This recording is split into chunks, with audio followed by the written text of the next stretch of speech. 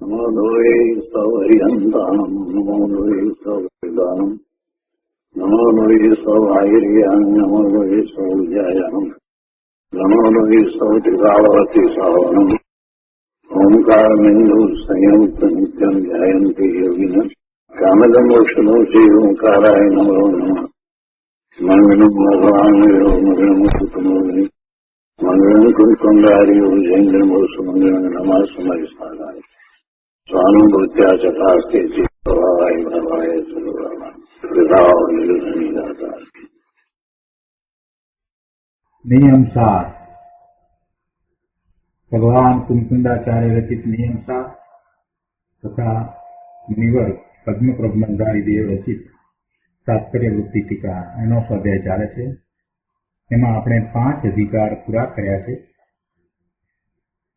પરમાર્થ પ્રતિક્રમણનો અધિકાર 5મો અધિકાર પૂરો થયો. હવે આજે 6થો અધિકાર નિશ્ચય પ્રત્યાખ્યાન અધિકાર એની શરૂઆત કરીએ છીએ.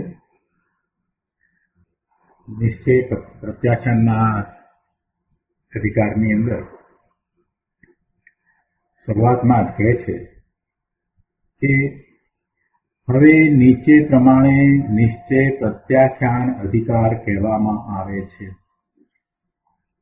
કે જે નિશ્ચય પ્રત્યાખ્યાન સકળ પ્રવૃત્યારૂપ સામ્રાજ્યની વિજય ધજાના વિશાળ દંડની શોભા સમાન છે.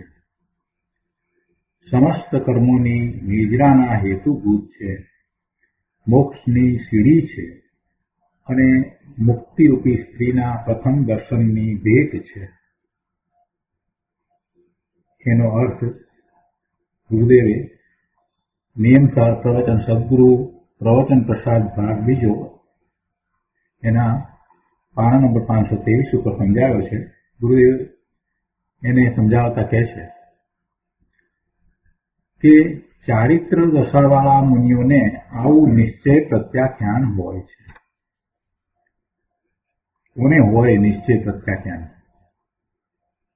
કહે છે કે ચારિત્ર દશાવાળા મુનિઓને આવું નિશ્ચય પ્રત્યાખ્યાન હોય છે. અહીંયા ચારિત્રની વાત કરીને કે નીચે પ્રમાણે નિશ્ચય પ્રત્યાખ્યાન અધિકાર કહેવામાં આવે છે કે જે નિશ્ચય પ્રત્યાખ્યાન સકળ પ્રવૃત્યારૂપ સામ્રાજ્યની વિજય ધજાના વિશાળ દંડની શોભા સમાન છે. પ્રવૃત્યારૂપ સામ્રાજ્ય એટલે તો મુનિદશાની વાત થઈ ગઈ ને, દીક્ષા લીધા પછીની વાત થાય ને. એટલે ગુરુદેવ કહે છે કે ચારિત્ર દશાવાળા મુનિઓને આવું નિશ્ચય પ્રત્યાખ્યાન હોય છે. મુનિઓ પાસે ચારિત્ર રૂપી સામ્રાજ્ય છે. ચારિત્ર રૂપી સામ્રાજ્ય મુનિઓ પાસે છે. સમ્યક દર્શન, સમ્યક જ્ઞાન, સમ્યક ચારિત્ર એ રૂપે મોક્ષ માર્ગ છે અને એ જ રૂપે નિશ્ચય સમ્યક્ત્વ છે. તો નિશ્ચય સમ્યક્ત્વ જેને છે,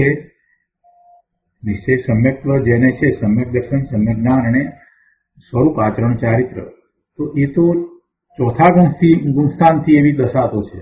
અને પછી 5મા ગુણસ્થાને એને દેશ વૃત્તિ છે એટલે થોડું ચારિત્ર પણ છે.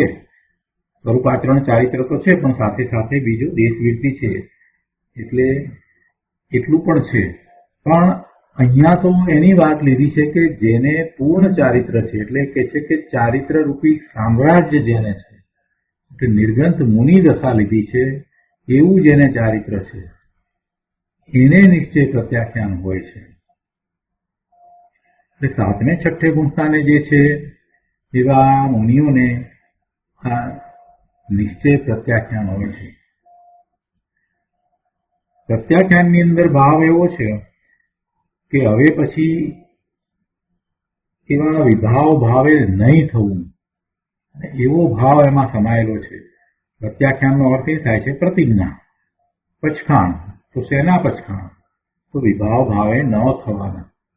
એવું વિભાવ ભાવે ન થવા એવું પ્રત્યાખ્યાન કોને હોય? તો કે જેને નિશ્ચય ચારિત્ર હોય એને. તો એ ચારિત્ર રૂપી સામ્રાજ્ય સહિત છે એને એવું નિશ્ચય પ્રત્યાખ્યાન હોય છે. પહેલી વાત તો આ સમજાવી. અને પછી આગળ એને સમજાવે છે ગુરુદેવ કે તે સામ્રાજ્યના એટલે કે એવા ચારિત્રરૂપી સામ્રાજ્યના વિજયરૂપી ધજાના દંડની શોભારૂપ આ નિશ્ચય પ્રત્યાખ્યાન છે. એમાં આ શોભારૂપ છે. જેમ આપણે પહેલા કળશને માટે એમ કહેતા હતા કે કળશ એટલે મંદિરની ઉપર, પછી શોભારૂપ છે એટલે જે ગાથાઓ છે એની ઉપર કોઈ પણ કળશ લખવામાં આવ્યો હોય તો એ શોભારૂપ છે, એ ગાથાની શોભા વધારનારો છે. એવી રીતે અહીંયા ચારિત્રની દશા છે તો એ ચારિત્રની દશામાં આ પણ શોભારૂપ છે. શું? નિશ્ચય પ્રત્યાખ્યાન. તે સામ્રાજ્યના વિજયરૂપી ધજાના દંડની શોભારૂપ આ નિશ્ચય પ્રત્યાખ્યાન છે. અને વળી તે કેવું છે તો એ છે કે વળી તે સમસ્ત કર્મોની નિજરાના હેતુભૂત છે. કેવી રીતે હેતુભૂત છે? સમસ્ત કર્મોની નિજરાના હેતુભૂત કેવી રીતે છે? તો જ્યારે એવું પ્રત્યાખ્યાન વર્તે છે તો પછી એને વિભાવ ભાવે થવાનું રહેતું જ નથી. સમય સમય નિજરા થાય છે અને જ્યારે પોતે પોતાના સ્વભાવ ભાવે રહે છે અને નવા વિભાવ ભાવ કરતો નથી, એટલે એમ એને સાચી નિજરા થાય છે. એટલે એ નિજરાનું કારણ થાય છે. હવે આશ્રવ નથી. નિશ્ચય પ્રત્યાખ્યાન છે તો પછી આશ્રવ નથી. નિશ્ચય પ્રત્યાખ્યાન છે એનું સ્વરૂપ આગળ વર્ણનમાં આવશે, પણ નિશ્ચય પ્રત્યાખ્યાન છે એવી પ્રતિજ્ઞા છે વિભાવ ભાવે ન થવાની. તો પછી જે ભવિષ્યમાં થનાર દોષો ક્યાં રહ્યા? એટલે કે ભવિષ્યમાં હવે કોઈ દોષ થતા નથી, વિભાવ ભાવે થવાતું નથી. એટલે માત્ર શુદ્ધિની વૃદ્ધિરૂપ એ કર્મની નિજરા થાય છે. અને એમ થાય છે તો એ મોક્ષ માર્ગમાં આગળ વધે છે. એટલે પછી એમ પણ સાથે કહી દીધું કે મોક્ષની સીડી છે. મોક્ષની સીડી છે. ગુરુદેવ એને સમજાવતા કહે છે કે અહીં શુભને મોક્ષનું પગથિયું નથી કહ્યું, શુભ ભાવને મોક્ષનું પગથિયું નથી કહ્યું, પરંતુ શુદ્ધ ભાવરૂપ જે નિશ્ચય પ્રત્યાખ્યાન છે તે જ મોક્ષનું પગથિયું છે. મોક્ષ માર્ગમાં એ આગળ વધે છે, ઉપર ઉપર જાય છે, એની ઊંચી દશા થતી જાય છે. તો ઊંચી દશા થવાનું કારણ શું છે? તો આ નિશ્ચય પ્રત્યાખ્યાન છે. અને જેને આવું નિશ્ચય પ્રત્યાખ્યાન પ્રગટે તેને મુક્તિ થયા વિના રહે નહીં, તેને મુક્તિ અવશ્ય થાય જ છે. એટલે પછી ત્યાં મુનિરાજે એમ કહ્યું કે અને મુક્તિરૂપી સ્ત્રીના પ્રથમ દર્શનની ભેટ છે. મોક્ષની સીડી છે અને મુક્તિરૂપી સ્ત્રીના પ્રથમ દર્શનની ભેટ છે. શરૂઆત થઈ જાય છે, મુક્તિની શરૂઆત જ થઈ જાય છે. અને જેને આવું પ્રત્યાખ્યાન પ્રગટે તેને મુક્તિ થયા વિના રહે નહીં, તેને મુક્તિની અહીં જ નિશંકતા થઈ જાય. માટે તે મુક્તિના પ્રથમ દર્શનની ભેટ છે. એને કોઈ હવે શંકા રહેતી જ નથી કે પોતાની મુક્તિ થવાની છે. એ બાબતમાં કોઈ શંકા રહેતી જ નથી. આવું આ નિશ્ચય પ્રત્યાખ્યાન છે. અને એનું સ્વરૂપ મુકુંદાચાર્ય ભગવાને અહીંયા કહ્યું છે નિશ્ચય પ્રત્યાખ્યાન અધિકારની અંદર. તો પહેલી ગાથા 95મી ગાથા છે. એ ગાથા લઈએ આપણે. મોતુર્ણ શયલ જલ્પમ અણાગયણ શુહમ અશુહવાણમ પિચ્ચા અપ્પાણમ જો જાયદી પચ્છાણમ હવે તસ્ય. સંસ્કૃતમાં ગાથા છે. મુક્ત્વા સકલ જલ્પમ અનાગત શુભાશુભ નિવારણ કૃત્વા આત્માનમ જો ધ્યાયતિ પ્રત્યાખ્યાનમ ભવેત્તસ્ય. વિરાતીમાં ગાથા છે. પરિત્યાગી જલ્પ સમસ્તને ભાવિ શુભાશુભ વારીને જે જીવ ધ્યાવે આત્મને પછખાણ છે તે જીવને.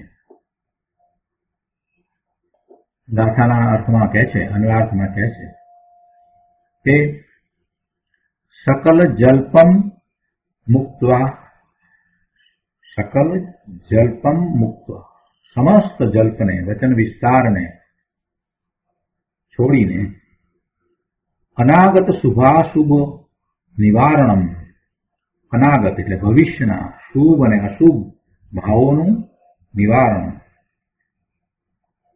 અનાગત શુભાશુભ નિવારણમ કૃત્વા ય આત્માનમ ધ્યાયતિ.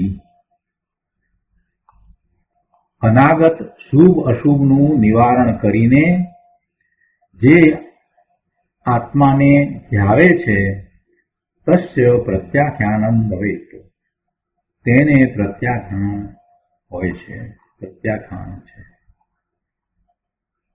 એ છે કે સમસ્ત જલ્પને વચન વિસ્તારને છોડીને, બહુ સમજો ભાઈ, દ્રવ્યશ્રુતનો ખૂબ અભ્યાસ કર્યો, બધું મુખપાઠ કર્યું, બધું મોઢે પણ કર્યું, સમજો અને બીજાને સમજાવે, એમાંથી વ્યાકરણ પણ સમજો, બધી વાત બરાબર, પણ હવે એવી ભેદરૂપ કલ્પનાને છોડીને, એવા વિકલ્પને છોડીને, એટલે સમસ્ત જલ્પને છોડીને, જે સમજ્યો છે એ ભાવને ગ્રહણ કરીને, એને આત્મસાત કરીને, સમસ્ત જલ્પને એટલે વચન વિસ્તારને છોડીને, પણ વચન વિસ્તાર છોડ્યો, પણ જે વચન વિસ્તાર દ્વારા જે સમજ્યો, જે સત્ય સમજાયું, એ સત્યને એને કાંઈ છોડ્યું નથી, એ સત્યને ગ્રહીને, એને આત્મસાત કરીને.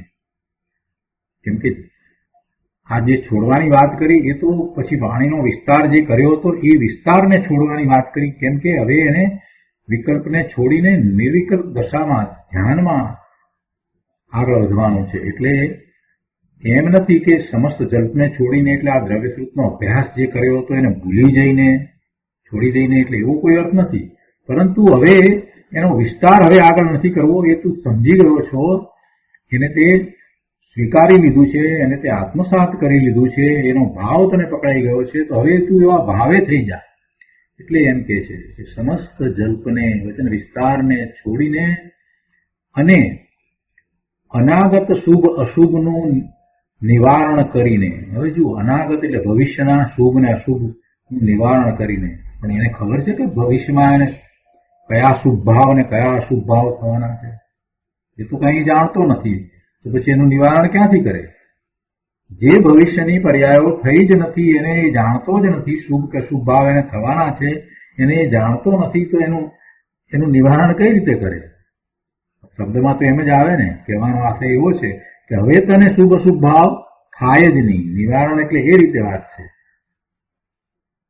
શુભ ને અશુભ ભાવ અને તને થાય નહીં. ભવિષ્યમાં થનારા શુભાશુભ ભાવનું નિવારણ એટલે એવા ભાવ તને થાય જ નહીં. સમસ્ત જલ્પને છોડીને અને અનાગત ભવિષ્યના શુભાશુભનું નિવારણ કરીને જે આત્માને ધ્યાવે છે તેને પ્રત્યાખ્યાન છે. આચાર્ય ભગવાને ઘણી વાત આમાં સમજાવી દીધી. એટલે જેનો વિસ્તાર કરતા મુનિવર પદ્મપ્રભ મલદારી દેવ કહે છે કે આ નિશ્ચય નયના પ્રત્યાખ્યાનના સ્વરૂપનું કથન છે. નિશ્ચય નયના પ્રત્યાખ્યાનના સ્વરૂપનું કથન છે. નિશ્ચય નયથી જે પ્રત્યાખ્યાન છે એ પ્રત્યાખ્યાન કેવું છે, એનું સ્વરૂપ કેવું છે, એ અહીંયા કહેવામાં આવ્યું છે. પ્રત્યાખ્યાન તો આપણે કરીએ છીએ, પ્રતિક્રમણ કરીએ છીએ તો 6 આવશ્યકમાં પછાણ હોય જ છે, એટલે પ્રત્યાખ્યાન હોય જ છે. એમાં તો મોટે ભાગે આપણે શું કહીએ છીએ કે ભાઈ હવે આવતીકાલે સૂર્યોદય સુધી હું આહાર પાણી વગેરે નહીં લઉં, એને પછાણ કહીએ છીએ, પણ એવું પ્રત્યાખ્યાનનું સ્વરૂપ નથી ભાઈ. પ્રત્યાખ્યાનનું નિશ્ચયથી સાચું સ્વરૂપ કેવું છે એ અહીંયા કહેવામાં આવ્યું છે.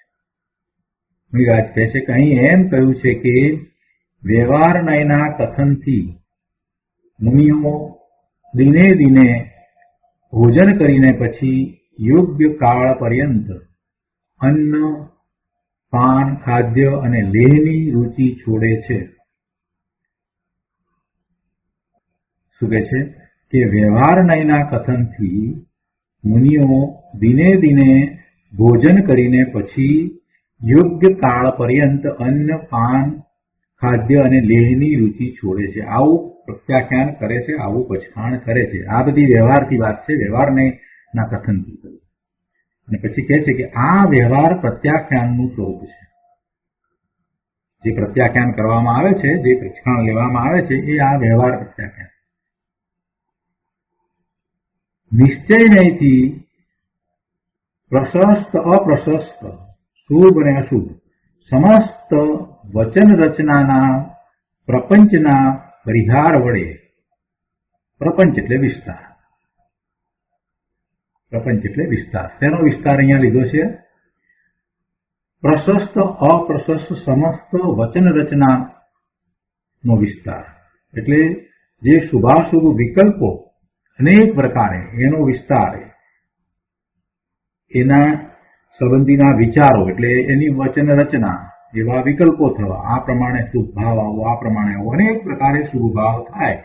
પૂજાનો ભાવ છે તે પણ શુભ ભાવ છે, દાનનો ભાવ છે તે પણ શુભ ભાવ છે, બીજાને મદદ કરવાનો ભાવ છે તે પણ શુભ ભાવ છે, બીજાને જીવાડવાનો ભાવ છે તે પણ શુભ ભાવ છે. એવા અનેક પ્રકારના શુભ ભાવ અને અશુભ ભાવ પણ હોય તો એ શુભ અને અશુભ ભાવ સમસ્ત પ્રકારના અને એની વચન રચના જે શાસ્ત્રમાં ચરણાનુયોગની અંદર જે ઉપદેશાત્મક કથનની અંદર એ કહેવામાં આવ્યું હોય કે શ્રાવકને આ પ્રકારે હોય છે અને મુનિને આ પ્રકારે હોય છે, એમ કરીને જે ચારિત્ર્યના વર્ણન, વ્રતના વર્ણન એ બધા કરવામાં આવ્યા હોય તો એ બધી વચન રચના એટલે એને અનેક પ્રકારે એવા શુભ અને અશુભ ભાવ છે. તો એ સમસ્ત શુભ અને અશુભ ભાવની સમસ્ત વચન રચનાના વિસ્તારને છોડીને અહીંયા પરિહાર વડે, એના વિસ્તારના પરિહાર વડે શુદ્ધ જ્ઞાન ભાવની સેવાના પ્રસાદ દ્વારા, શુદ્ધ જ્ઞાન ભાવની સેવાના પ્રસાદ દ્વારા, શુદ્ધ જ્ઞાન ભાવ પોતાનું સ્વરૂપ છે જે શક્તિ રૂપે છે અને એનું લક્ષ કરતા એવો જ શુદ્ધ ભાવ પ્રગટ થાય છે. એટલે એવા શુદ્ધ જ્ઞાન ભાવની સેવા, શુદ્ધ જ્ઞાન ભાવની સેવા એટલે પોતાનું ત્રિકાળ શુદ્ધ સ્વરૂપ છે, જે જ્ઞાન સ્વરૂપ છે, એનું લક્ષ કરવું અને એવા જ નિર્મળ પરિણામ થવા, એ શુદ્ધ જ્ઞાન ભાવની સેવા.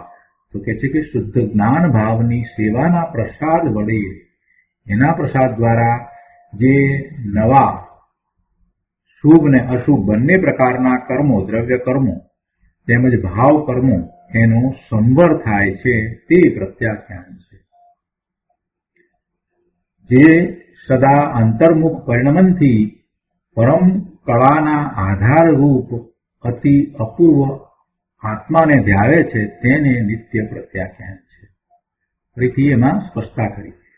પહેલા એમ તો કહ્યું અહીંયા કે નિશ્ચયથી પ્રશસ્ત અપ્રશસ્ત સમસ્ત વચનાના પ્રપંચના પરિહાર વડે શુદ્ધ જ્ઞાન ભાવનાની સેવાના પ્રસાદ દ્વારા આ નવા શુભ ને અશુભ દ્રવ્ય કર્મો તેમજ ભાવ કર્મોનો સંવર થાય છે, એ પ્રત્યાખ્યાન છે.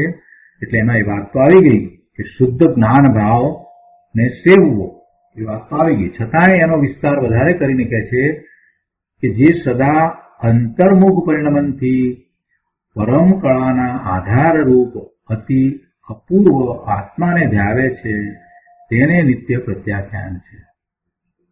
એટલે એ શુદ્ધ જ્ઞાન ભાવની સેવા એટલે આત્માનું ધ્યાન અને એ જ પ્રત્યાખ્યાન છે. તો એનો વધુ વિસ્તાર આપણે પૂજ્ય ગુરુદેવ પાસેથી સમજીએ.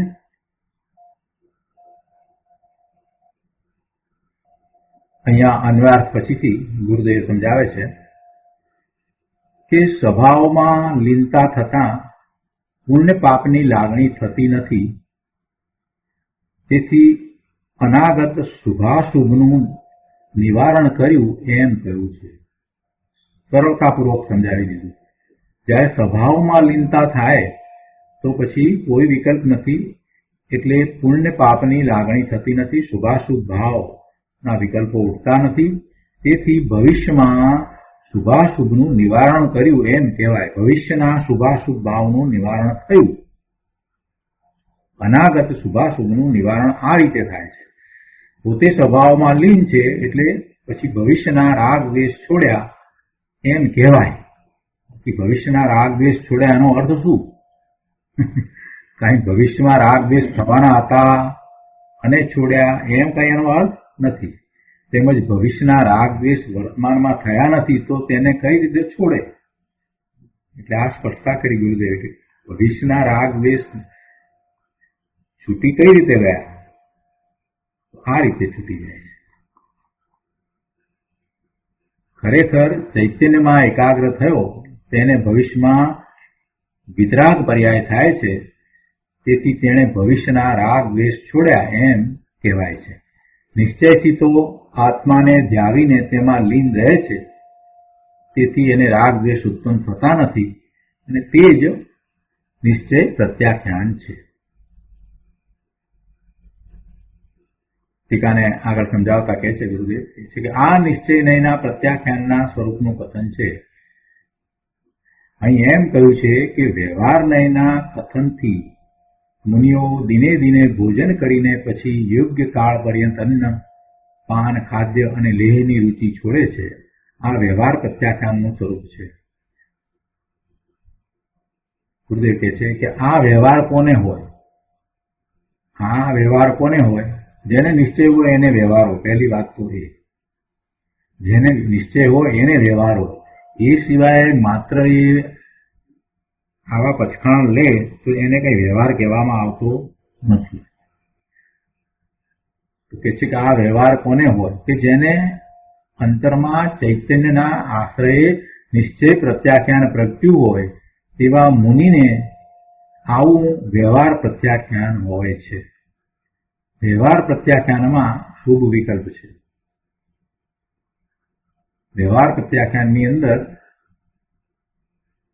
યોગ્ય કાળ પર્યંત અન્ન પાન ખાદ્ય અને લેહની રુચિ એની વૃત્તિ ને છોડવાનો ભાવ છે એવી પ્રતિજ્ઞા છે.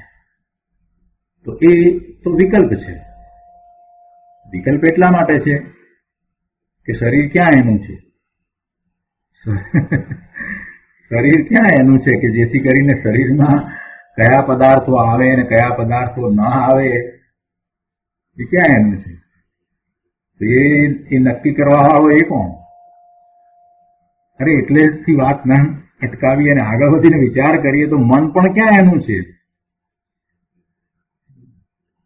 મનથી એવો વિકલ્પ જે કરી રહ્યો છે એવી વૃત્તિ છોડે છે એ બધું તો મનથી છે, વિકલ્પ દ્વારા છે. તો મન પણ ક્યાં એનું છે? શરીર પણ એનું નથી.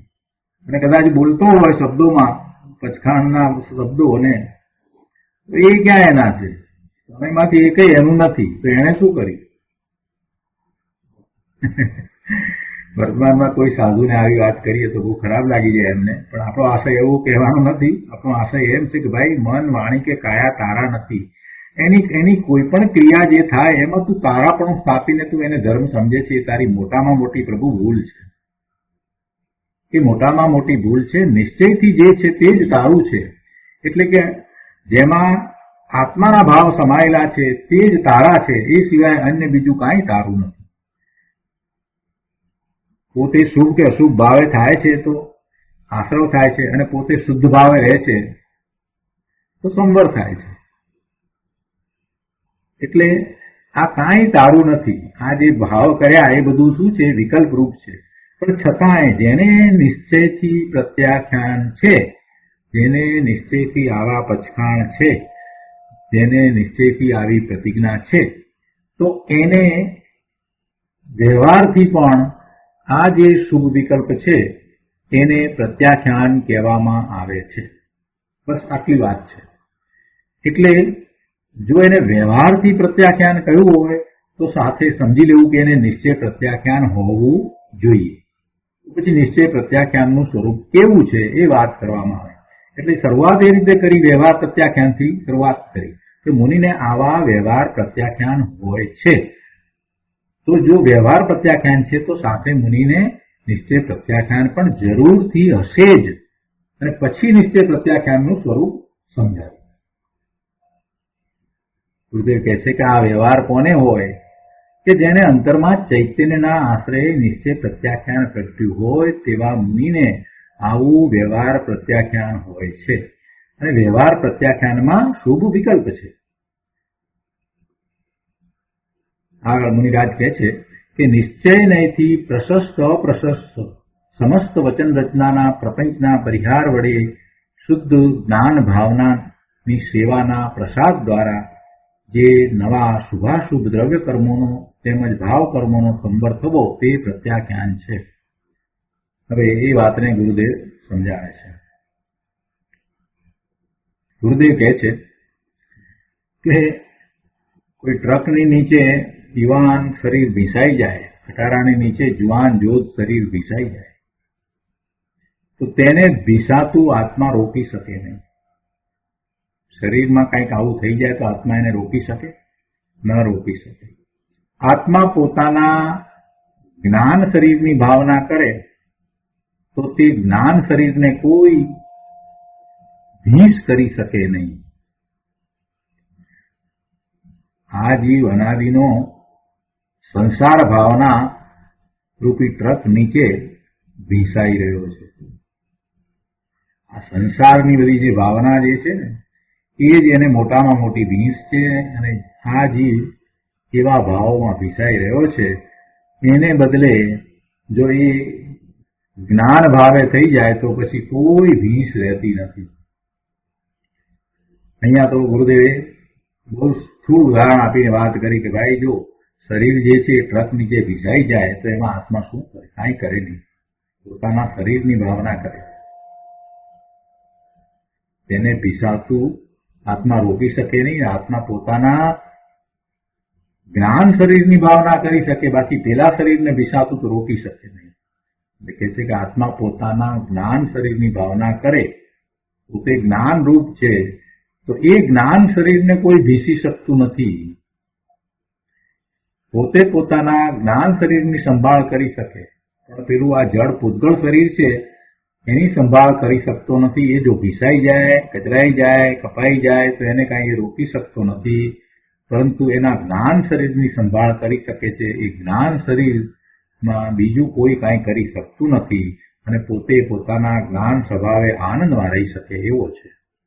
એટલે કહે છે કે પોતે પોતાના જ્ઞાન શરીરની સંભાળ કરી શકે, પણ શરીર આદિ પરમાં પોતે શું કરી શકે? કાંઈ કરી શકે નહીં. શરીર પર છે, જળ છે, એનું એ કાંઈ કરી શકે નહીં. એટલે કહે છે કે ભાઈ ચૈતન્ય સ્વભાવની દ્રષ્ટિ કરીને તેની ભાવના કર. અહીંયા પ્રત્યાખ્યાનની વાત કરી છે એટલે કહે છે કે તું જે ભાવના કરી શકે એ આ ભાવના તું કરી શકે એમ છો. શરીરમાં શું થવું શું ન થવું એની ખબર નથી. એ જે થવું હોય તે થશે, પણ તું તારા જ્ઞાન સ્વભાવે રહી શકે અને તું જ્ઞાન સ્વભાવે રહે છે એ જ સાચું પ્રત્યાખ્યાન છે. પ્રતિજ્ઞા શરીર સંબંધીની પ્રતિજ્ઞાઓ ભલે કરે, શરીર સંબંધીની તું અનેક પ્રકારે પ્રતિજ્ઞાઓ ભલે કરે, પણ એ બધી પ્રતિજ્ઞાઓ ખરેખર ક્યારે પૂર્ણ થાય? તો કે છે કે તું તારા જ્ઞાન શરીરની ભાવના કરે, એમાં એકાગ્રતા કરે તો બાકી બાહ્ય શરીરમાં જે થવાનું છે તે પછી એમ જ થાય. તારા જેવા ભાવ છે એમ જ થાય. કદાચ ન પણ થાય તેથી પણ શું, તારું પ્રત્યાખ્યાન તો સાચું જ છે. આત્માનું શુદ્ધ જ્ઞાન ત્રિકાળ છે. તેની ભાવનાના પ્રસાદથી વિતરાગ દશા પ્રગટી. અહીંયા ભાવના એટલે એકાગ્રતા. આત્માનું શુદ્ધ જ્ઞાન ત્રિકાળ છે, તેની એકાગ્રતા એના પ્રસાદથી, એકાગ્રતા કરતા જે પ્રાપ્ત થાય તે પ્રસાદ. શું પ્રસાદ પ્રાપ્ત થયો? વિતરાગ દશા પ્રગટ થઈ. કોને પ્રગટ થઈ? પોતાને પ્રગટ થઈ. આત્માનું શુદ્ધ જ્ઞાન ત્રણેય કાળે એવું ને એવું છે અને તેની ભાવનાના પ્રસાદથી વિતરાગ દશા પ્રગટી તે જ નિશ્ચયથી પ્રત્યાખ્યાન છે. અને એવું પ્રત્યાખ્યાન કોને હોય છે તે કહે છે કે જે સદા અંતર્મુખ પરિણમનથી પરમ કળાના આધારરૂપ અતિ અપૂર્વ આત્માને ધ્યાવે છે તેને નિત્ય પ્રત્યાખ્યાન છે. એનો વિસ્તાર કરતા ગુરુદેવ કહે છે કે સદા અંતર્મુખ પરિણમનથી પરમ કળા પ્રગટે છે તેનો આધાર આત્મા છે. સદા અંતર્મુખ પરિણમનથી પરમ કળા પ્રગટે છે તેનો આધાર આત્મા છે. પરમ કળા કહો, પવિત્ર કળા કહો કે પૂર્ણતાની ભાવના કહો, એ પ્રગટ થાય છે. પૂર્ણતાનો અંશે અંશ પ્રગટ થાય છે તો એનો આધાર આત્મા છે. આત્માને ધ્યાવવાથી જ તેવી પરમ કળા પ્રગટે છે. આત્માના સ્વભાવમાં અંતર્મુખ થઈને તેને ધ્યાવવાથી જ વિતરાગ દશારૂપ પરમ કળા પ્રગટે છે. આ પરમ કળા પ્રગટે છે એ તો નિર્મળ પરિણામ થયા, એ તો વર્તમાન વર્તતી નિર્મળ દશા છે. પણ આત્માનો સ્વભાવ જ એવો છે, આત્માનો સ્વભાવ જ એવો છે કે એનું લક્ષ્ય કરતા એવા નિર્મળ પરિણામ પ્રગટે જ. એટલે આત્માના સ્વભાવમાં અંતર્મુખ થાય, એમાં એકાગ્રતા કરે તો એવા નિર્મળ પરિણામ પ્રગટે જ. અતિ અપૂર્વ આત્માને ધ્યાવવાથી જ અંતર્મુખ પરિણમનની પરમ કળા પ્રગટે છે. તે અંતર્મુખ પરિણમનનો આધાર સદા આત્મા જ છે. અંતર્મુખ પરિણમનનો આધાર આત્મા જ છે. ધ્યાન કરે છે ને તો ઘણા બધા જાત જાતના કુંડલી નનન વગેરે બધા પ્રયોગો કરે, એ બધું હોય નહીં પ્રભુ. એક આત્મા જ એનો આધાર છે અને આત્માને વિશે જ એકાગ્રતા કરવાની છે. એટલે બધા અનેક પ્રકારે બીજી બધી જે વાત છે એ બધા ભેદ, એ ભેદરૂપ કાંઈ ધ્યાન હોતું નથી. એક એક કરીને જુદી જુદી જગ્યાએ એકાગ્રતા કરવી ને આ બધું જે છે ને એ બધા પ્રયોગો જે છે એથી સ્વરૂપમાં જવાતું નથી. એવા પ્રયોગો થાય છે, નથી થતા એમ નહીં, પરંતુ પોતે જ્ઞાન સ્વરૂપ છે, પોતાનું અસ્તિત્વ જ્ઞાન રૂપ જ છે. બસ એ જ એકમાત્ર ધ્યાવવું, એવું જ ધ્યાવવું, એવું જ ધ્યાન થવું, એ જ અંતર્મુખ પરિણમનનો આધાર છે.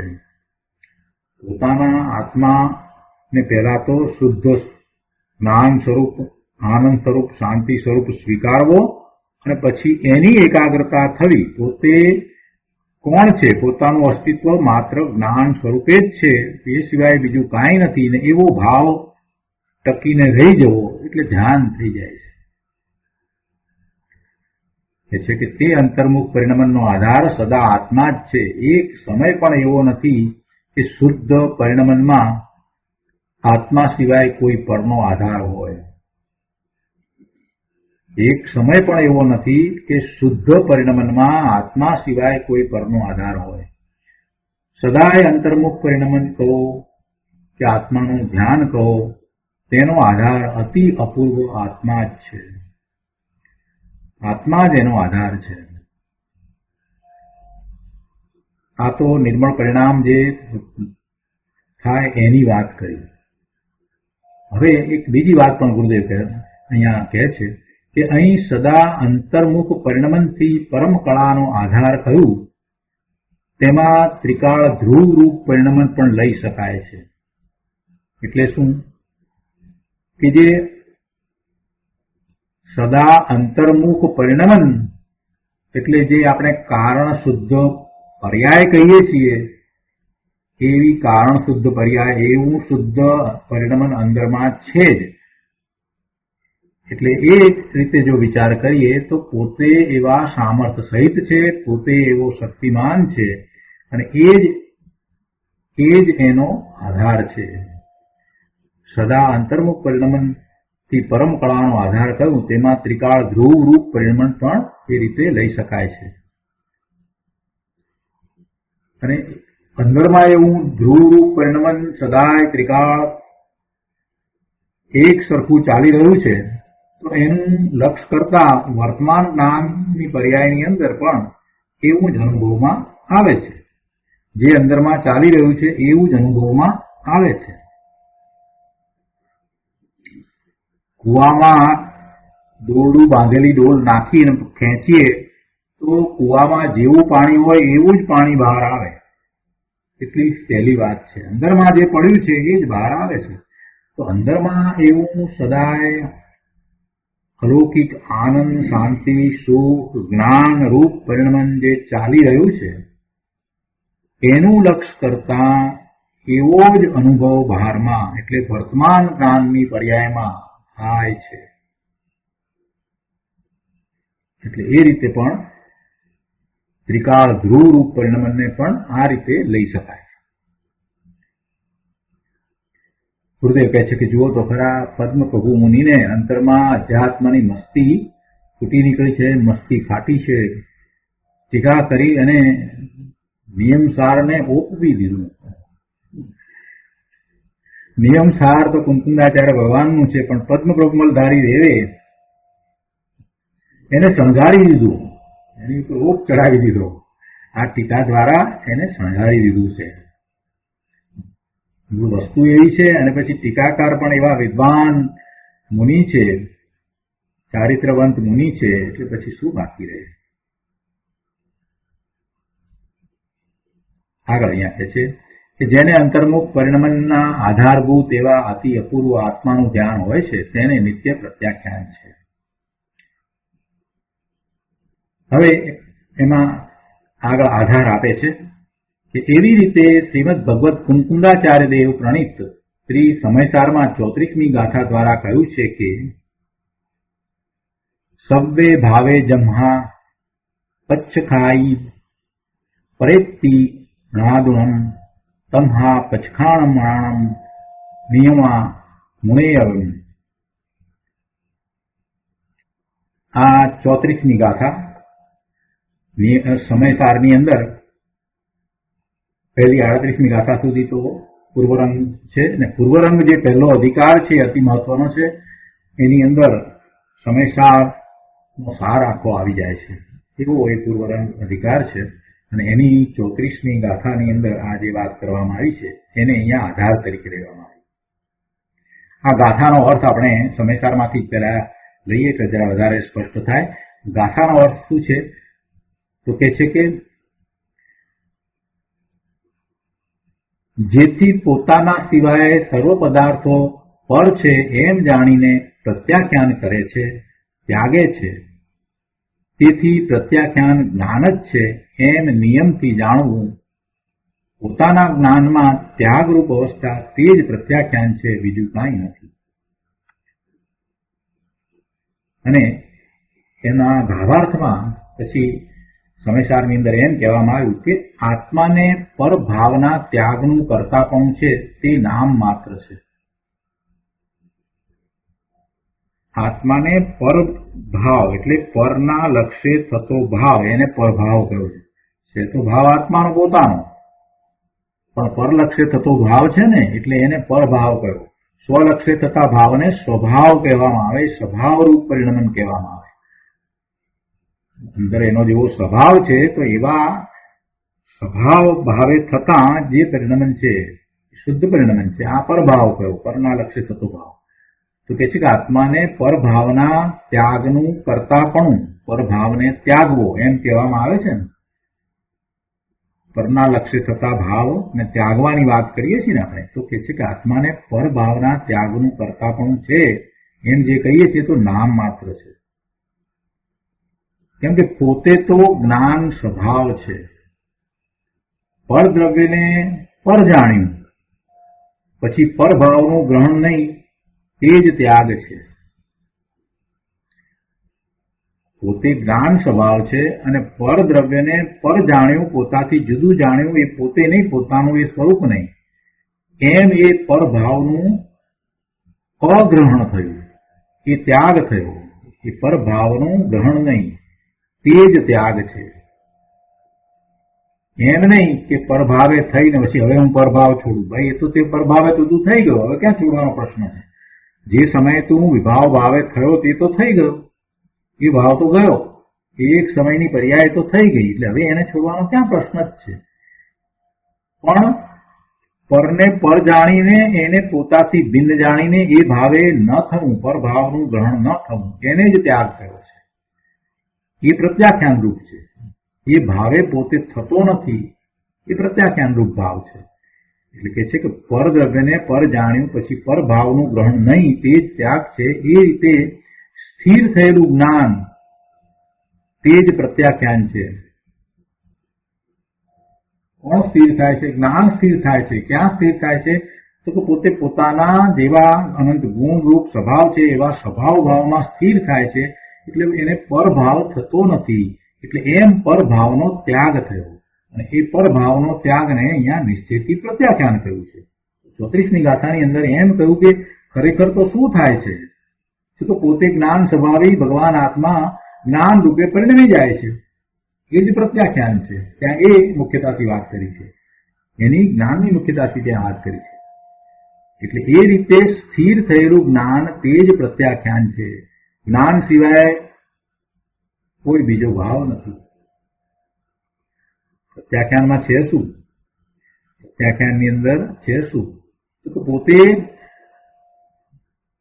જ્ઞાન સ્વભાવી છે એવા જ્ઞાન સ્વભાવે થાય છે. એટલે પરભાવને એને છોડ્યો. પરભાવ ને છોડ્યો એટલે પહેલા થયેલો પરભાવ છૂટ્યો એમ નથી. એ તો થઈ ગયો ભાવ તો, એને કારણે તો જે આશ્રય થવાનો તો એ થઈ ગયો. પણ હવે નવો પરલક્ષી ભાવ થતો નથી. એમ પરભાવ છૂટે છે. તો નવો પરલક્ષી ભાવ નથી થતો તો એને થાય છે શું? તો પોતે પોતાના જ્ઞાન સ્વભાવે સ્થિર થાય છે. એટલે અહીંયા એ વાત કરી છે કે એ રીતે સ્થિર થયેલું જ્ઞાન તે જ પ્રત્યાખ્યાન છે. આ 34મી ગાથાની અંદર વાત લીધી. તો અહીંયા કહે છે કે પોતાના સિવાય સર્વ પદાર્થો પર છે એમ જાણીને પ્રત્યાખ્યાન કરે છે, ત્યાગે છે. તેથી પ્રત્યાખ્યાન જ્ઞાન જ છે. અર્થાત પોતાના જ્ઞાનમાં ત્યાગરૂપ અવસ્થા તે જ પ્રત્યાખ્યાન છે એમ નિયમથી જાણવું. સ્વભાવ તરફ વળીને જ્ઞાન એકાગ્ર થયું તે જ્ઞાન પરભાવોના અભાવ રૂપે પરિણમેલું છે. તેથી તે જ્ઞાન જ પ્રત્યાખ્યાન સ્વરૂપ છે એમ નિયમથી જાણવું. સ્વભાવ તરફ વળીને જ્ઞાન, વર્તમાન જ્ઞાન ની વાત છે.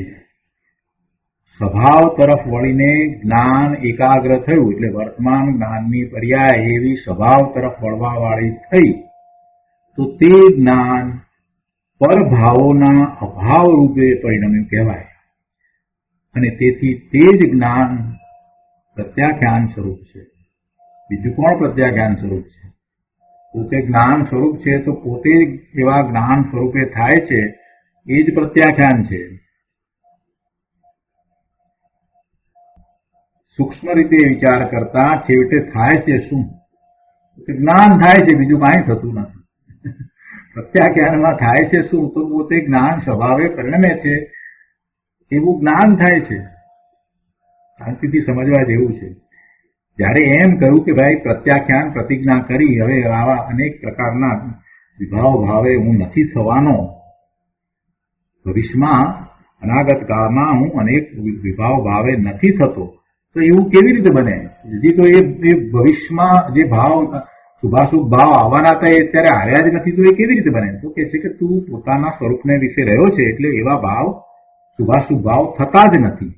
હવે પોતે પોતાના જ્ઞાન સ્વભાવે રહ્યો છે તો એવા શુભાશુભ ભાવ થતા નથી. એને જયારે પ્રત્યાખ્યાન કર્યું તો ખરેખર સૂક્ષ્મતાથી જોઈએ તો શું થયું? થયું એટલું જ કે વર્તમાન જ્ઞાન જે છે એ શુદ્ધ ભાવે રહ્યું, બીજું કાંઈ થયું નહીં. અને એને જ પ્રત્યાખ્યાન કર્યું. એટલે અહીંયા કહે છે કે સ્વભાવ તરફ વળીને જ્ઞાન એકાગ્ર થયું તે જ્ઞાન પરભાવોના અભાવ રૂપે પરિણમેલું છે. તેથી તે જ્ઞાન જ પ્રત્યાખ્યાન સ્વરૂપ છે એમ નિયમથી જાણવું. સરસ રીતે સમજાવ્યું છે. 34મી ગાથાની અંદર એનો ઘણો વિસ્તાર કરીને ગુરુદેવે ઘણું સમજાવ્યું છે. એ પછી પણ સમયસારની અમૃતચંદ્રાચાર્ય દેવની આત્મખ્યાતિ નામની ટીકાની ગાથા એટલે એનો કળશ 228મો કળશ લે છે એ આધાર તરીકે. એટલે કહે છે કે એવી રીતે સમયસારની અમૃતચંદ્રાચાર્ય દેવકૃત આત્મખ્યાતિ નામની ટીકામાં પણ 228માં શ્લોક દ્વારા કહ્યું છે કે પ્રત્યાખ્યાય ભવિષ્યત કર્મ સમસ્તમ નિરસ્ત सम्मोह आत्मनि चेतनात्मनि निष्कर्मणि नित्यम आत्मना वर्ते। 228માં કળશના અર્થમાં કહે છે કે પ્રત્યાખ્યાન કરનાર જ્ઞાની કહે છે કે ભવિષ્યના સમસ્ત કર્મને પચકીને ત્યાગીને જેનો મોહ નષ્ટ થયો છે એવો હું નિષ્કર્મ અર્થાત સર્વ કર્મોથી રહિત ચૈતન્ય સ્વરૂપ આત્મામાં આત્માથી જ પોતાથી જ નિરંતર વર્તું છું. થોડીક એની વાત આપણે લઈએ. સમયસારની 582મી ગાથા છે, એની વાતને આપણે જરાક લઈએ છીએ. અહીંયા 389 ગાથા પછીથી 10 કળશ કહેવામાં આવે છે. ત્યાં આ 228મો કળશ કહેવામાં આવ્યો છે. પ્રત્યાખ્યાય ભવિષ્યત કર્મ સમસ્તમ નિરસ્ત सम्मोह आत्मनि चैतन्य आत्मनि निष्कर्मणि नित्य आत्मना वर्ते. એ 228મો કળશ ત્યાં 389 ગાથા પછીથી જે કહેવામાં આવ્યો છે, તો એમાં એના અર્થમાં અહીંયા કહે છે, એના ભાવાર્થમાં જે વાત કરી છે એ વાતને આપણે લઈએ છીએ. એમાં એક ભાવાર્થમાં કહે છે કે નિશ્ચય ચારિત્રમાં પ્રત્યાખ્યાનનું વિધાન એવું છે કે સમસ્ત આગામી કર્મોથી રહિત ચૈતન્યની પ્રવૃત્તિ રૂપ પોતાના શુદ્ધ ઉપયોગમાં વર્તવું તે પ્રત્યાખ્યાન. સમસ્ત આગામી એટલે ભવિષ્યમાં થનાર કર્મોથી રહિત. અહીંયા કર્મો એટલે કાર્યો સમજી લેવાના, કર્મો બંધની વાત નથી.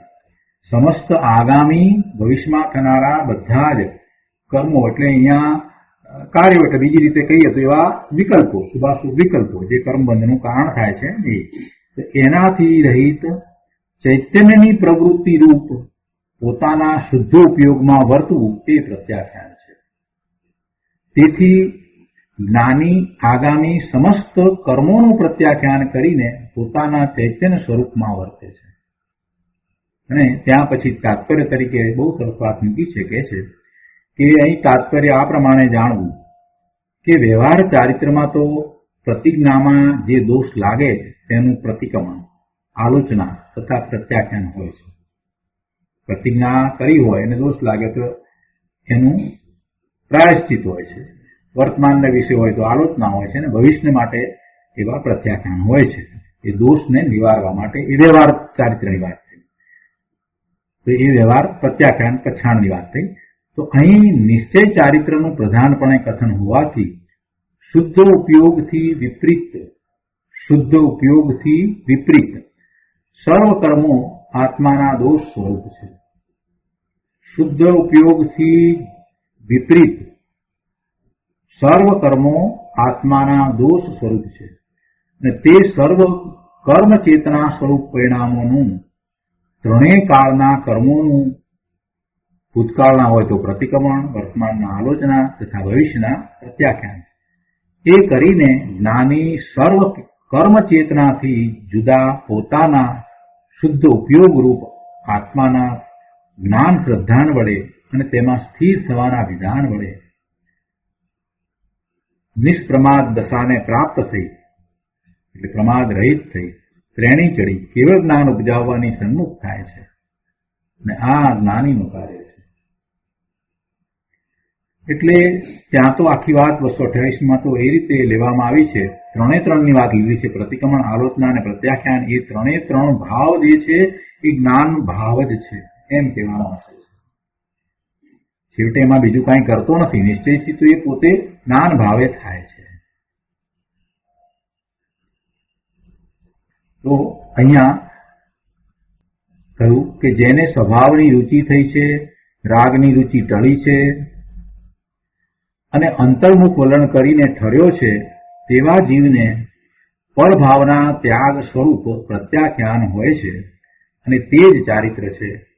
એવું ચારિત્ર તે મુક્તિનું કારણ છે.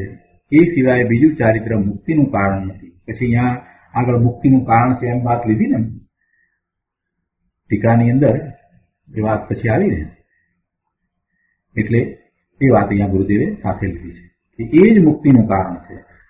શું મુક્તિનું કારણ થયું?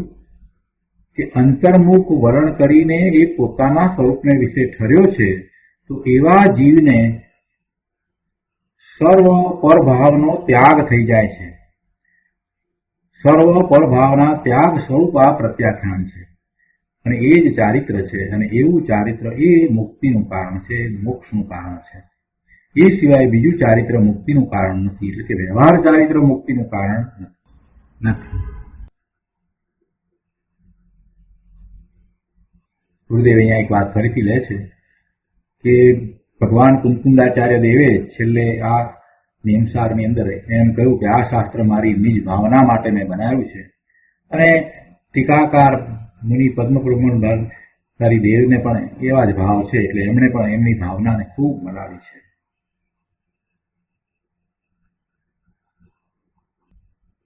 તો આ રીતે અહીંયા આ ટીકા પૂરી થાય છે. અને આ ટીકા પછીથી મુનિરાજ પદ્મપ્રમણધારી દેવે એક કળશ કહ્યું છે, કળશ 127. ત્યાગનું ખરું સ્વરૂપ શું છે એ એમાં દર્શાવ્યું છે. તો આ કળશ આપણે લઈએ છીએ. સમ્યક દ્રષ્ટિ त्यजति सकलम कर्म नो कर्म जातम प्रत्याख्यानम भवति नियतम तस्य संज्ञा मूर्ते सच्चारित्राण ककुलहराणस्य तानि सुरुच्यै तम वंदेहम भव परिभव क्लेशनाशाय नित्यम. 127 કળશનો અર્થ છે, જે સમ્યક દ્રષ્ટિ સમસ્ત કર્મ નો કર્મના સમૂહને છોડે છે, જે સમ્યક દ્રષ્ટિ સમસ્ત કર્મ નો કર્મના સમૂહને છોડે છે, તે સમ્યક જ્ઞાની મૂર્તિને હંમેશા પ્રત્યાખ્યાન છે અને તેને પાપ સમૂહનો નાશ કરનારા એવા સત્ચારિત્રો અતિશયપણે છે. ભવભવના ક્લેશનો નાશ કરવા માટે તેને હું નિત્ય બંધુ છું. જો ત્યાં જે 228 કળશની અંદર અમૃતચંદ્રાચાર્ય ભગવાને જે વાત કરી હતી, જાણે કે એના અનુસંધાનમાં જ વાત કરી રહ્યા હોય એવો આ કળશ છે કે સમસ્ત કર્મને છોડે છે. એ વાત ત્યાં પણ લીધી હતી. અહીંયા કહે છે કે સમસ્ત કર્મ નો કર્મના સમૂહને છોડે છે. જ્ઞાનીની વાત લીધી છે. જે જ્ઞાની સમ્યક દ્રષ્ટિ સમસ્ત કર્મ નો કર્મના સમૂહને છોડે છે, એને છોડે છે એટલે પછી એને ક્યાં બીજા ભાવ થાય છે. બીજા ભાવ થતા નથી તો એને તો પછી નિશ્ચયથી પ્રત્યાખ્યાન જ છે. અને એને પછી એવા ચારિત્રવંતને પછી વંદન કર્યા છે. તો એનો વિસ્તાર કરતા ગુરુદેવ કહે છે કે આત્મા જ્ઞાનની મૂર્તિ છે એવું અંતર્ભાન થયા પછી તેમાં લીનતા થતા રાગનો ત્યાગ હોય છે. આત્મા જ્ઞાનની મૂર્તિ છે. બસ એક વખત હું જ્ઞાન સ્વભાવી છું, આ જ્ઞાન મૂર્તિ છું એવો નિર્ણય થાય, એવો સ્વીકાર થાય અને પછી જે વિચારણા શરૂ થાય એને એ બધું સહેલું થઈ જાય. માત્ર શબ્દો વાંચવાના નથી પણ સ્વીકાર કરવાનો કે ખરેખર હું જ્ઞાનની મૂર્તિ છું. કૃપાળુદેવે 416 પત્રની અંદર એ વાત આપી દીધી છે. પોતે ચૈતન્ય પ્રતિમા છે એવી વાત આપી છે. એ ભાવ આખો આપ્યો છે એટલે પોતે જ્ઞાન સ્વરૂપ છે એવા ભાવે થવા માટે, એટલે નિર્વિકલ્પ ધ્યાનમાં પોતે જ્ઞાન સ્વરૂપ છે એવો અનુભવ કરવા માટે એને પહેલા સ્વીકાર કરવો પડે ને કે હું જ્ઞાન મૂર્તિ છું, બીજું કાંઈ નથી. ગુરુદેવ કહે છે કે આત્મા જ્ઞાનની મૂર્તિ છે. આપણે અધ્યાય કરીએ છીએ તો એમાં આત્માના સ્થાને હું મૂકી દઈએ છીએ. હું જ્ઞાનની મૂર્તિ છું, હું જ્ઞાનની મૂર્તિ છું એવો સ્વીકાર થવો જોઈએ. અને પછી ચિંતન આગળ ચાલશે તો બધું સહેલું થઈ જશે. એટલે ગુરુદેવ કહે છે કે એવું અંતરમાં ભાન થયા પછીથી તેમાં લીનતા થતા રાગનો ત્યાગ હોય છે. હું જ્ઞાનની મૂર્તિ છું એવું અંતરમાં મને જયારે ભાન થાય છે એટલે સહજ રીતે રાગનો ત્યાગ થઈ જાય છે. જો આમ નામ વાંચી જઈએ અને સ્વાધ્યાય કરીએ તો એ વાત નહીં રહેશે. આપણે એમ લઈએ કે આત્મા જ્ઞાનની મૂર્તિ છે તો પછી કોઈક બીજાની વાત કરતો હોય એવી વાત આવી, અને એવું અંતરમાં ભાન થયા પછી એટલે આપણે એમ માની લઈએ કે આપણે એવું સમજ્યા કે આત્મા જ્ઞાનની મૂર્તિ છે. ભાઈ આ સમજ તો કાંઈ કામની નથી.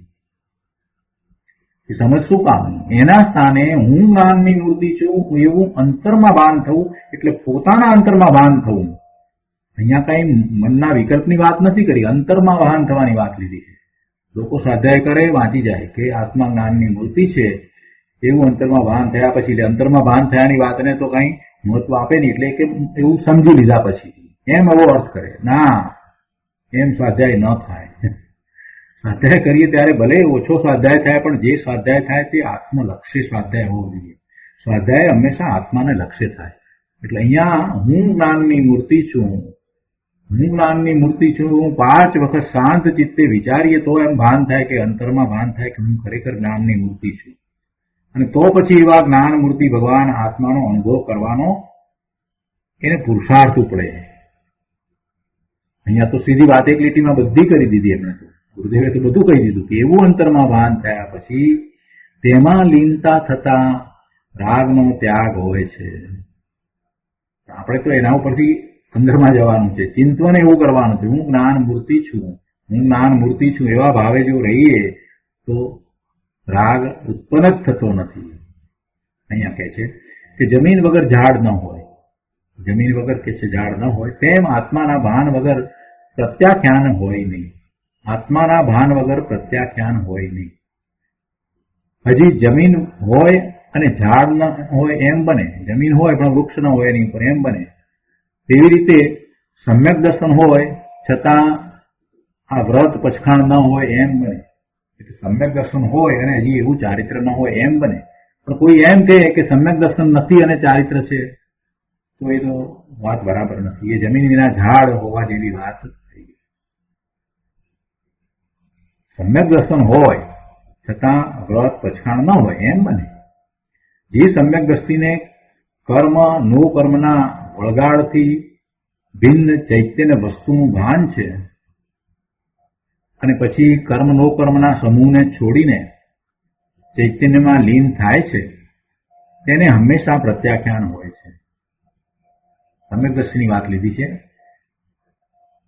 મુનિની વાત તો સમજ્યા આપણે, પણ અહીંયા તો કહે છે કે સમ્યક દ્રષ્ટિને પણ કર્મ નો કર્મના વળગાડથી ભિન્ન ચૈતન્ય વસ્તુનું ભાન છે. એટલે કે પોતાનું શુદ્ધ સ્વરૂપ છે જેમાં કર્મ નથી, નો કર્મ નથી. નો કર્મ એટલે આ શરીર અને આ બધી કર્મની ઉપાધિ, એ કર્મનું જાળું એ એને નથી. એટલે પોતે ભગવાન આત્મા શુદ્ધ ત્રિકાળ શુદ્ધ છે, વર્તમાન પર્યાયથી પણ જુદો છે એવું સમ્યક દ્રષ્ટિને જ્ઞાન ભાન હોય છે. એટલે એવા સમ્યક દ્રષ્ટિને આ કર્મ નો કર્મનો વળગાડ નથી. કેટલા સરસ શબ્દો મૂક્યા છે. સમ્યક દ્રષ્ટિને આ રીતે કર્મ નો કર્મનો વળગાડ નથી. એ વળગાડથી ભિન્ન પોતાનું ચૈતન્ય સ્વરૂપ છે. ચૈતન્ય વસ્તુનું પોતાની ચૈતન્ય વસ્તુનું એને ભાન છે અને પછી કર્મ નો કર્મના સમૂહને છોડીને ચૈતન્યમાં લીન થાય છે. એટલે કે એનું લક્ષ્ય છોડીને, એવા કર્મ નો કર્મના વિકલ્પોનું લક્ષ્ય છોડીને પોતાના ચૈતન્ય સ્વરૂપમાં લીન થાય છે તો તેને હંમેશા પ્રત્યાખ્યાન હોય છે. એક સરસ વાત ગુરુદેવે અહીંયા સમજાવી છે કે ત્યાગ કોનો હોય? કે જે પોતાનું મૂળ સ્વરૂપ ન હોય તેનો ત્યાગ થાય. કે મૂળ સ્વરૂપનો તો ત્યાગ થતો નથી. ત્યાગ કોનો હોય? કે જે પોતાનું મૂળ સ્વરૂપ ન હોય તેનો. જે પોતાનું મૂળ સ્વરૂપ હોય તેનો તો ત્યાગ થઈ શકે નહીં. જે સમ્યક દ્રષ્ટિ પોતાના જ્ઞાન આનંદ સ્વરૂપને જાણતો થકો તેમાં લીન થાય છે તે સમ્યક દ્રષ્ટિ સમ્યક જ્ઞાનની મૂર્તિ છે અને તેને હંમેશા રાગનો ત્યાગ છે. કેમ કે રાગ એ એનું સ્વરૂપ નથી એટલે એનો ત્યાગ છે. તેથી તેને પ્રત્યાખ્યાન છે. અહીં તો પ્રત્યાખ્યાન સિદ્ધ કરવું છે. તેથી રાગનો ત્યાગ કરવાની વાત કરી છે. દ્રષ્ટિના વિષયમાં તો આત્માને રાગ આદિના ગ્રહણ ત્યાગ પણ નથી. દ્રષ્ટિનો વિષય એટલે કે જ્યાં દ્રષ્ટિ કરતા નિર્મળ પરિણામ થાય છે, મોક્ષ માર્ગના પરિણામ થાય છે, એવો ભગવાન આત્મા તો ત્રિકાળ શુદ્ધ છે અને એની અંદર તો રાગનું ગ્રહણ પણ નહીં અને ત્યાગ પણ નહીં. પણ રાગનું ગ્રહણ અને ત્યાગ જે છે એ પર્યાયમાં છે. એ બધું પર્યાયમાં છે. સમ્યક દ્રષ્ટિને પોતાના સ્વરૂપનું, ચૈતન્ય સ્વરૂપનું જ્ઞાન ભાન થયું છે એટલે એની શ્રદ્ધામાં રાગ હવે નથી. એટલે કે રાગ પોતાનું સ્વરૂપ નથી. એટલે રાગનું ગ્રહણ હવે એને છૂટી ગયું. સમ્યક દ્રષ્ટિને પોતાનું ત્રિકાળ શુદ્ધ સ્વરૂપ અનુભવમાં આવ્યું છે એટલે એને હવે સ્પષ્ટ છે કે એની અંદર એવા શુદ્ધ સ્વરૂપમાં ક્યાંય રાગ છે નહીં. ક્યાંય રાગ નથી. પોતાનું શુદ્ધ સ્વરૂપ છે એ રાગના ગ્રહણ અને ત્યાગ રહિત છે. એ જ દ્રષ્ટિનો વિષય છે. પણ વર્તમાન પર્યાયની અપેક્ષાથી વાત કરીએ તો પૂર્વે એને રાગની રુચિ હતી એટલે એ રાગનું ગ્રહણ પર્યાયમાં હતું અને હવે જ્યારે સમ્યક દ્રષ્ટિ થયો છે અને જ્યારે એ સ્વરૂપ તરફ વળ્યો છે ને સ્વરૂપમાં એકાગ્રતા કરે છે તો હવે નવો રાગ પણ ઉત્પન્ન થતો નથી. તો નવો રાગ ઉત્પન્ન નથી થતો તો એ નિશ્ચયથી પ્રત્યાખ્યાન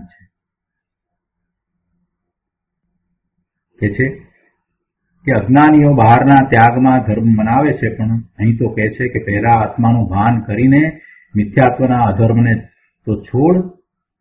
પહેલા મિથ્યાત્વના ત્યાગ વગર પ્રત્યાખ્યાન હોય જ નહીં. પહેલા સમ્યક દર્શનની જ વાત લીધી છે. જેને ચૈતન્ય સ્વભાવની દ્રષ્ટિ થઈ છે અને તેમાં જ ઠરે છે તેવા જ્ઞાન મૂર્તિને જ પ્રત્યાખ્યાન હોય છે. અને અહીંયા મુનિવર કહે છે કે હું તેને નિત્ય વંદુ છું. પોતે મુનિ દશામાં છે અને સાધર્મી પ્રત્યેના ઉલ્લાસથી કહે છે કે જે સમ્યક દ્રષ્ટિ આત્માનું ભાન કરીને જે સ્વરૂપમાં ઠર્યા છે તેને નિત્ય પ્રત્યાખ્યાન છે. તેને સચ્ચારિત્ર અતિશયપણે હોય છે અને ભવ ભયનો નાશ કરવા માટે તેને હું વંદુ છું. મુનિનું સચ્ચારિત્ર પુણ્ય પાપ બંનેને નાશ કરનારું છે. સ્વભાવમાં એકાગ્રતાથી વિતરાગ દશા પ્રગટી તે જ સચ્ચારિત્ર છે. એવું સચ્ચારિત્ર ભવનો નાશ કરનારું છે. જેને એવું ચારિત્ર પ્રગટ્યું છે તેવા મુનિને હું નિત્ય વંદુ છું, નિત્ય સ્વભાવનું જ બહુમાન કરું છું. સમ્યક જ્ઞાનની મૂર્તિને નિત્ય પ્રત્યાખ્યાન વર્તે છે અને તે સમ્યક જ્ઞાન મૂર્તિને હું નિત્ય વંદુ છું.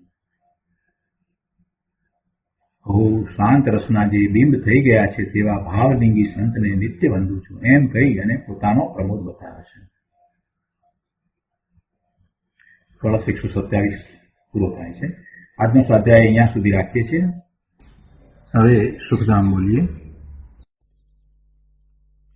સુખધામ અનંત સુસંત